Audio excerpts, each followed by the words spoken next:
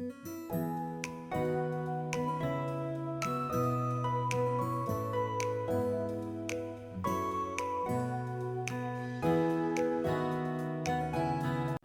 Hello అందరికీ నమస్కారం. ఎట్లున్నారు అందరూ? ఈ వీడియో ఏంటంటే మేము వన్ డేలో విజయవాడకి వెళ్ళొచ్చినాము.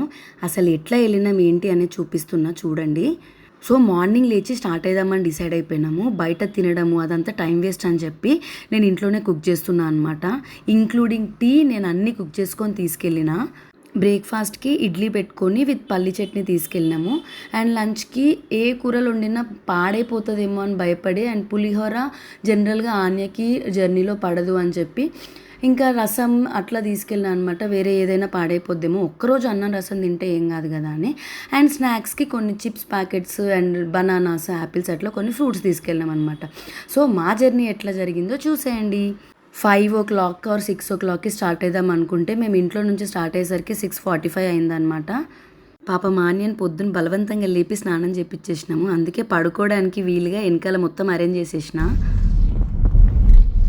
హాయ్ అన్య, ఎక్కడికి వెళ్తున్నాము? విజయవాడ. సో చూసిరు కదా, బెడ్షీట్స్ పిల్లో అన్నీ రెడీ చేసి పెట్టినా అనమాట. మేము జర్నీ స్టార్ట్ చేసినాక ఒక్క హాఫ్ అన్ అవర్ లోపే ఆన్య డీప్ స్లీప్లోకి వెళ్ళిపోయింది. కార్లో వెనకాల డిక్కీ పైన ఉండే ఆ షీట్ తీసేసి ఫుడ్ కూడా మొత్తం అందులోనే పెట్టేసినాము. అందులో కూడా ఏసీ వెళ్తుంది కదా, సో వేడేమి ఉండదు, పాడవదు అని చెప్పేసి మంచిగా కొంచెం ఫ్రీగా కూర్చోవచ్చు కదా అని చెప్పి వెళ్ళేటప్పుడు మాకు through out the journey view మాత్రం మస్తు ఉండే. అంటే ఎండ లేదు కదా, చాలా అంటే చాలా పీస్ఫుల్గా కొంచెం ప్లెజెంట్గా అనిపించింది. అందుకే రికార్డ్ చేసిన. అండ్ ఆ దారిలోనే ఇక్కడ ఇంత పెద్ద హనుమంతుడి విగ్రహం కనిపించింది అనమాట. చాలా మంచిగా అనిపించింది, అందుకే రికార్డ్ చేద్దామని చేస్తున్నా. అంటే ఫ్రీక్వెంట్గా వెళ్ళే వాళ్ళకి తెలిసి ఉంటుంది, కానీ నేను ఎప్పుడు హైదరాబాద్ సిద్దిపేట్ అండ్ వెకేషన్స్ అప్పుడప్పుడు బయటికి వెళ్ళడం తప్ప ఈ రూట్లో ఎప్పుడు వెళ్ళలేదు. నేను ఫస్ట్ టైం చూస్తున్నా కాబట్టి కొంచెం మంచిగా అనిపించి వీడియో రికార్డ్ చేసిన. దీనికి కూడా తీయాలనా అని మాత్రం అనుకోకండి. ఇంకా ఆల్మోస్ట్ 4 hours తర్వాత విజయవాడ దగ్గరికి అయితే రీచ్ అయిపోయినాము. ఇంకో హాఫ్ అన్ అవర్ 40 minutes అట్లా చూపించింది టెంపుల్కి. ఆన్య ఇంకా లేవలేదు. సరే ఇంకా అది లేస్తే దాన్ని కొంచెం రెడీ చేద్దామని అనుకుంటున్నా. ఈ గ్యాప్లో నేను మొత్తం రెడీ అయిపోయినా, కొంచెమన్నా నీట్గా కనిపించాలి కదా అని చెప్పి ఇంకా ఆల్మోస్ట్ 11కి అట్లా రీచ్ అయిపోయి కార్ కూడా పార్క్ చేసేసుకొని పైనే డ్రెస్ కూడా చేంజ్ చేసేసి ఆన్యకి దాన్ని కొంచెం కష్టపడి లేపాల్సి వచ్చింది. రష్ ఎక్కువ ఉందో తక్కువ ఉందో అవి ఏవి కూడా తెలుసుకోకుండా మేము డైరెక్ట్గా వెళ్ళిపోయినాం అనమాట. అందుకే ఎందుకైనా మంచిది అంటే రిటర్న్ జర్నీ కూడా లేట్ అవ్వద్దు అని చెప్పి 500 rupees టికెట్ తీసుకొని లోపలికి వెళ్తే 10 minutesలో దర్శనం అయిపోయిందనమాట. చాలా అంటే చాలా తొందరగా అండ్ హ్యాపీగా జరిగింది దర్శనము. అండ్ లోపల అమ్మవారి దగ్గర ఉన్న కుంకుమ అండ్ గాజులు కూడా ఇచ్చారు. నాకైతే మస్తు మంచిగా అనిపించింది అనమాట. ఇంకా హ్యాపీగా దర్శనం చేసేసుకొని ఒక పావు గంట కూర్చున్నాము పీస్ఫుల్గా. అండ్ దాని తర్వాత అందరికీ తెలిసి ఉంటుంది లోపల శివాలయం కూడా ఉంది కదా, అక్కడికి కూడా మెల్లిమెల్లిగా వాక్ చేసుకుంటూ వెళ్తుండే. అది కొంచెం నిద్ర మబ్బులో ఉంది, అది కొంచెం డ్రౌజీగా ఉండే అనమాట ఆన్య. బట్ పాపం చాలా సపోర్ట్ చేసింది, ఎక్కడ సతాయించకుండా. ఇంకా మంచిగా శివాలయం దగ్గరికి కూడా వెళ్ళిపోయి దర్శనం చేసేసుకున్నాము. మేము చేసుకున్న తర్వాత ఎగ్జాక్ట్గా 5 minutesకి టెంపుల్ దర్శనం క్లోజ్ చేసిర్రు. హాఫ్ అన్ అవర్ 45 minutes వరకు. కొంచెం లేట్ అయి ఉంటే దర్శనం ఆగిపోయేది. మేము చాలా కరెక్ట్ టైంకి వెళ్ళినాము లక్కీగా. ఇక్కడ ఆన్యన్ చూడండి, గోపురం కనిపించగానే మొక్కుతా ఉంది. చరణ్ ఏమో ప్రసాదాలు తీసుకొస్తా అని చెప్పేసి ఆ క్యూ లైన్లోకి వెళ్ళిండు అనమాట. సో మాకు ఒక 10-15 minutes అక్కడ వెయిట్ చేస్తూ ఉంటే ఆ గ్యాప్లోనే అక్కడ గుడి గోపురం చూసి మొక్కుతుందనమాట. ఇంకా అంతే, ఇంకా మా దర్శనము చాలా ఫాస్ట్గా, అంటే మేము 11కి స్టార్ట్ అయితే ఆల్మోస్ట్ 12:15 కల్లా మేము కార్ దగ్గరకు వచ్చేసినాము. మొత్తం అయిపోయింది, అంత తొందరగా అయిపోయింది అనమాట. గంట సేపు కూడా పట్టలేదు కంప్లీట్గా బయటికి రావడానికి కూడా. సో ఇంకా మెల్లిమెల్లిగా నడుచుకుంటూ పార్కింగ్ దగ్గరికి అయితే వెళ్ళిపోయినాము. అంత ఫాస్ట్గా అయిపోయింది కదా, ఇంక అంత తొందరగా రిటర్న్ అవ్వాలనిపించలేదు. మెల్లిగా అక్కడ చూసుకుంటూ అన్నీ ఆగుకుంటూ అన్నీ ప్రతి ఒక్కటి చూసుకుంటూ స్లోగా వచ్చేసినాం అనమాట.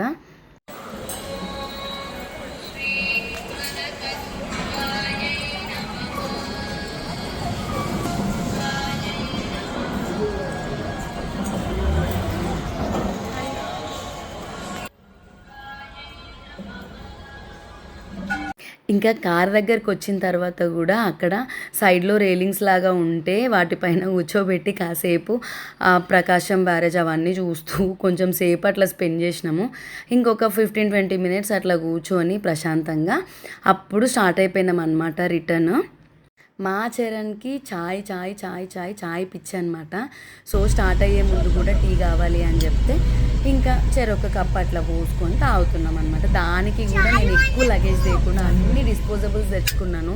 ఎందుకు అన్ని మోసుకురావడం ఎందుకు అని చెప్పేసి. ఆన్య లంచ్ చేస్తావా అంటే చెయ్యను అనింది. ఇంకా సర్లే అని చెప్పేసి స్వీట్ కార్న్ బాయిల్ చేసుకొని తీసుకొచ్చిన కదా, అది ఇచ్చేసిన దానికి స్నాక్స్ లాగా. అండ్ మేము టీ ఎంజాయ్ చేస్తున్నాము. ఇంకా వేడిగా టీ తాగేసి రిటర్న్ అయితే స్టార్ట్ అయిపోయినాం అనమాట. కొండ దిగేటప్పుడైతే వ్యూ మస్తు ఉంటుంది కదా నిజంగా.